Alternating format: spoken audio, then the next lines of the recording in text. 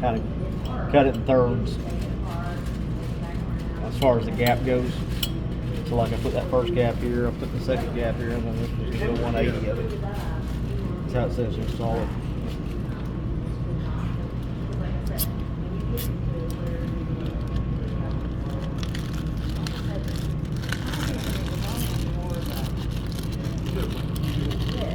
Well, just kind of watch it carefully to make sure those ears cross over each other like they're supposed to, which that one did.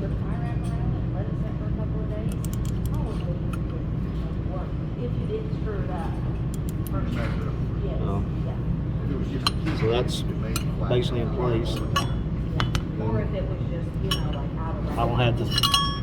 Normally there's the spring and everything else there. I'm not going to use the spring deal on purpose, but Yes. I just would go down in there like that, and we would just that locks it in. So you don't use that ring. This we use on the big up here. On this part, Okay, not so- down here. Two different pistons. Yeah. Yeah. So, but the ring, Was that the 606 you just installed? Or? No, No, that's- 606 goes up. yeah, Okay. 606, 605. So you're having a problem with the other one too? We were. We've got that straightened out now. That was started getting the other ones